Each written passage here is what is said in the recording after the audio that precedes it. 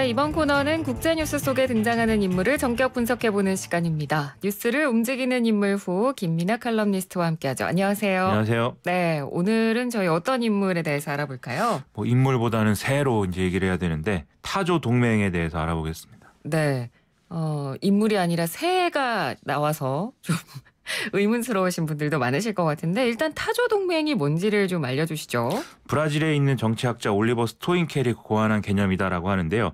코로나19 사태를 심각하게 생각하지 않는 세계 지도자들에게 이런 이름을 이제 자기가 붙였다라는 겁니다.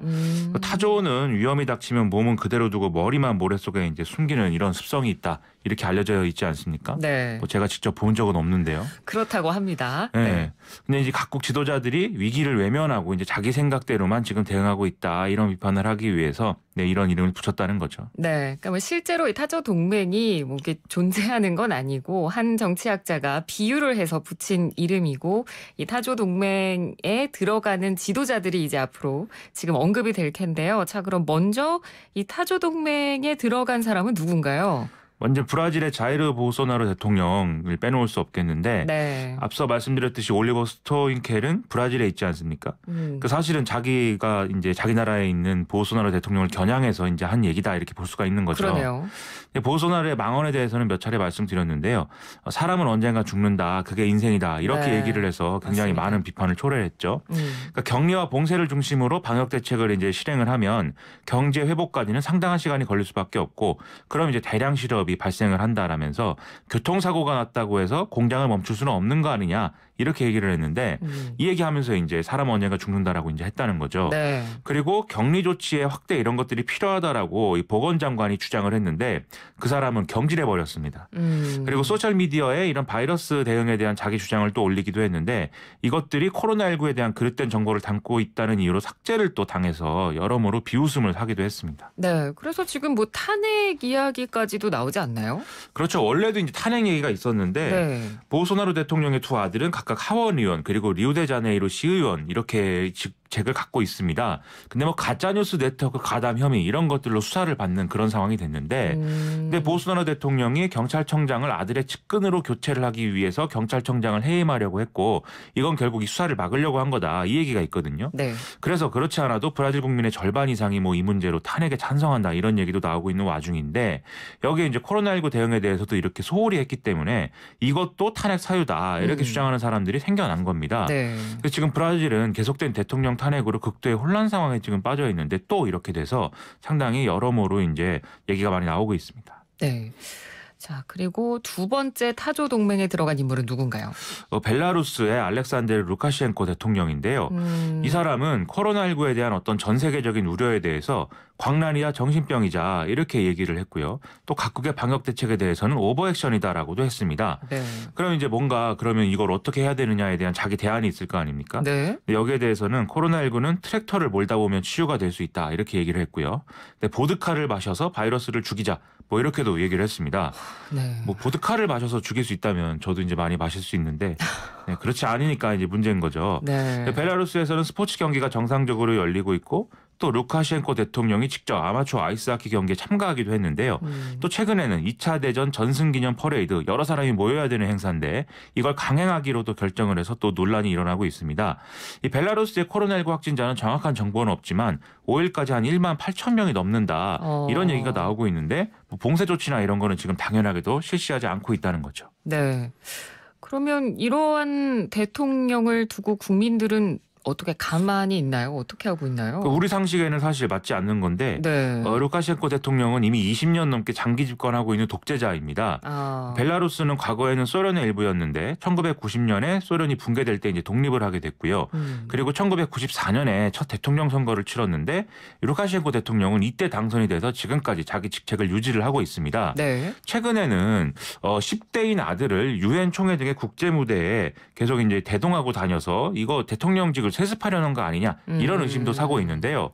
이런 사람이 권력을 유지할 수 있는 비결은 지금 소련식 통제 경제 체제를 유지를 하면서 국유회사 및 자산의 사유화를 막아서 부패 기득권의 등장을 막았기 때문입니다. 네. 이 구소련 이제 그 영역에 있는 그런 국가들의 경우에는 이 사회주의가 무너진 다음에 올리가리라고 불리는 이런 새로운 자산가들이 등장을 해서 그 사람들이 이제 부패하는 이런 걸 다 겪었는데 네. 여기 이제 철권 통치로 이걸 막았다는 거죠. 그리고 이제 벨라루스 경제는 러시아가 싼값에 공급하는 원유를 정제를 해서 서방에 파는 방식으로 유지가 되었기 때문에 또 이게 가능했다. 이런 평가를 받고 있는 건데요. 그래서 이런 경제적 기반을 바탕으로 해서 야당을 탄압하고 언론을 장악하면서 뭔가 자기에 반대할 수 있는 그런 기반들은 다 없애놓은 상황입니다. 네. 그런데 최근에 또 러시아가 벨라루스의 뭔가 경제적인 통합 이런 것들을 압박을 하면서 석유 및 가스 가격 인상 그리고 보조금 삭감 이런 것들을 또 압박을 하고 있는 거거든요. 그렇기 때문에 이것은 이 뭔가 이 루카셴코 대통령이 코로나19를 비웃고 있는 것도 사실 경제 지표 등을 뭔가 방어하기 위해서 이제 취하는 것이다. 이런 얘기가 나오고도 있습니다. 네, 그렇군요. 자, 그리고 타조 동맹에 또 어떤 대통령이 속해 있나요? 니카라과의 다니엘 오르테가 대통령도 이 타조 동맹의 일원이다 이렇게 얘기를 하는데요. 니카라과는 야외 활동을 오히려 지금 장려하고 있는 상황이고 부활절 퍼레이드라든지 또는 뭐 해변에서 어떤 활동이라든지 이런 것들이 또 그대로 유지가 되고 있는 상황입니다. 오르테가 대통령은 지난달 12일 이후에 공식 석상에서 석연치 않은 이유로 없어졌었는데요. 잠적 34일 만에 나타나서 이 코로나19는 신의 계시다. 일하지 않으면 사람들이 다 죽을 거다. 이렇게 얘기를 하기도 했습니다. 네. 뭐 저희가 타조 동맹 지금 2명 정도 언급하긴 했지만 공통점을 꼽으라면 장기 독재자였거든요. 혹시 이 사람도 그런가요? 1985년부터 1990년까지 집권을 했고 2007년에 재집권한 이후에 지금까지 직을 유지하고 있는데요.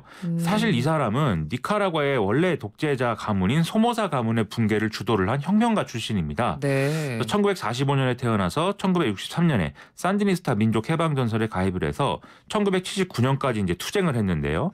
소모사 일당들이 미국으로 도망을 가면서 이제 혁명에 성공을 했고 이후에 오르테가가 사실상 정권을 잡는 이런 수순이 이어졌습니다. 1984년에 치러진 선거에서 정식으로 대통령에 당선이 됐는데요. 하지만 미국의 압력 그리고 이 산디니스타 해방전선 조직원들의 부패 연루 스캔들 이런 것들 때문에 정권을 잃게 된 상황이었습니다. 이후에 야당을 이끌면서 이런저런 스캔들에 계속 이제 연루가 되면서 온건 노선으로 전환을 하고 버티다가 2006년 대선에서 우파 진영의 분열 덕에 재집권하는 데 성공을 했던 건데요. 네. 이후에 개헌을 통해서 대통령직에 무제한 연임을 가능하게 했고 또 이제 영부인이 지금 자기 부인인데 영부인이 당연히 자기 부인이죠. 제가 이 말을 이제 잘못했는데 네. 영부인이 부통령도 겸하고 있거든요. 아. 이런 사례에서 보듯이 자기 가족들을 기득권에 대거 진입시키는 무리수를 두면서 상당히 반발을 초래하고 있는 상황입니다. 네, 그렇군요. 자, 그리고 타조 동맹 또 누가 있습니까? 구르반굴리 베르디 무하메도프 이름이 이렇게 어려운 사람이 있습니다. 이 사람은 투르크메니스탄이라는 이름이 또 어려운 나라의 대통령인데 네. 이 투르크메니스탄 역시 당연하게도 모든 야외 활동을 아무런 제한 없이 실시를 하고 있는 상황입니다. 지난달 26일에는 말의 날 행사가 대대적으로 열려서 여러 사람이 운집을 했는데 코로나19 확진자 공식 통계 이 여기는 지금 0명이거든요. 근데 아무도 믿는 전혀 사람은 발생하지 않았다고요? 그렇죠. 네. 이걸 믿는 사람은 사실 없습니다.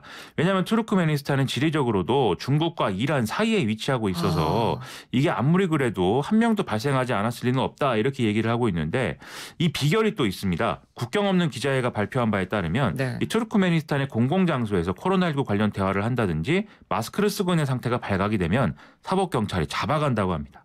그러니까 다른 지금 코로나19에 대응하고 있는 다른 나라들과는 정반대예요. 오히려 마스크를 안 쓰면 안 쓰는 거에 대해서 뭐 적발하는 경우는 있는데 투르크메니스탄은 정반대네요.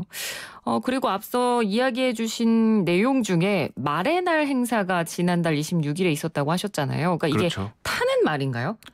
그 말의 날이라는 게 황당하지 않습니까? 네. 우리 뭐 어버이날이라든지 뭐 어린이날은 있는데 말의 날은 뭐냐 네. 이런 의문을 이제 가지실 수가 있는데 뭐 베르디 무하메도프 대통령이 뭐 말을 좋아한다 이런 얘기도 있는데 뭔가 투르크메니스탄의 말에 대해서 이제 뭔가 장점이 있는 게 또 있습니다. 그래서 이 나라의 최대 자랑 중에 하나가 아알테케라는 품종의 이제 명마인데 이게 이제 한자로는 한열마라고도 하거든요. 네. 들어보신 분 있을 텐데 삼국지에 나오는 적토마가 이제 이 품종이었을 거다 이런 얘기가 얘기가 있습니다. 그래서 이게 겉보기에도 아름답고 특히 지구력이 좋아서 뭐 사흘 밤낮을 안 먹어도 이제 달릴 수가 있다 뭐 이런 얘기도 있는데 당연히 말 애호가들 사이에서는 최고의 가격으로 거래가 되는 이런 상품이죠. 그렇군요. 이게 결국 부유층을 겨냥한 사치제의 성격인 것이고 근데 이 말이 또 2차 대전 때 많이 죽어서 이제 개체수가 얼마 안 남았다 이런 얘기가 있거든요. 그래서 베르디 모하메도프 대통령은 물론 그 전임자였던 독재자도 있는데 이 사람들이 다 이 말의 개체수를 늘리기 위해서 지금까지 엄청난 돈을 또 쏟아부은 상황입니다. 네. 그래서 사치로서의 성격이 있고 이게 또 경제를 지탱해주는 하나의 또 축이기 때문에 이런 이제 말의 날이라든지 이런 걸 하고 있는 거고요. 가끔 이 말을 또 외국 정상들에게 선물로 주는 용도로도 활용을 하고 있습니다. 예, 그렇군요. 자, 오늘 타조 동맹에 대해서 좀 이야기를 하고 있는데요. 또 다른 인물이 있나요? 보리스 존슨 영국 총리가 또 타조 동맹의 일원으로 꼽히고 있습니다. 그동안 코로나19 대처와 관련된 회의에 뭐 참석을 하지 않는다든지 방역 대책이란 이런 걸 다 무시하는 행태를 여러 번 보여줬는데요. 이렇게 한 이유도 봉쇄나 격리 등을 통해서 경제에 해를 끼칠 수가 없다. 이런 이유 때문이었습니다. 근데 본인이 코로나19에 감염되면서 상황이 지금 완전히 바뀌었죠. 네. 이전까지 보리스 존슨은 현대의학을 무시하는 발언을 한다든지 이 개인생활 수칙들을 일부러 어기는 이런 행태를 보이기도 했는데요. 뭐 악수를 한다든지 이런 것들이죠. 네. 근데 코로나19로 죽음의 문턱까지 갔다 온 이후에는 사회적 거리두기를 강화하겠다. 그리고 봉쇄 조치도 유지를 하겠다. 이런 연설을 하면서 달라진 모습을 보이고 있습니다. 또 새로 태어난 자식들에게 늦둥이를 좀 봤는데 의사들의 이름을 붙여주기도 하면서 상당히 우리 존슨이 달라졌어요. 이런 얘기를 듣고 있죠. 네. 사실 영국은 의료 체계가 굉장히 모범적인 걸로 알려져 있는데 그러니까 초반에는 그렇게 뭐 급증하는 모습을 보이지 않다가 갑자기 이제 사망자 수가 급증하면서 지금은 뭐 유럽에서 굉장히 가장 사태가 심각한 곳으로 지금 돼 있거든요. 그렇죠. 네.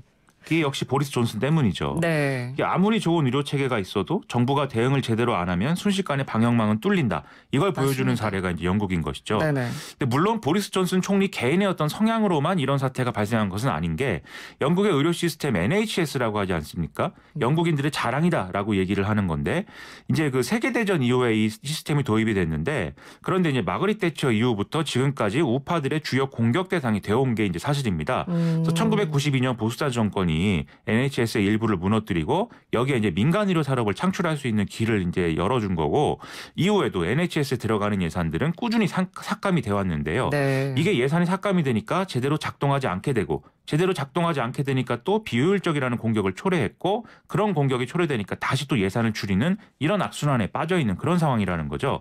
다행인지 불행인지 이 보리스 존슨 총리가 이렇게 크게 혼난 이후에는 의료진들에게 성과급을 주기 위한 예산 추가 편성 등을 고려하면서 좀 예산을 늘린다고 하니까 이게 좀 다행이라고 해야 될지 잘 모르겠습니다.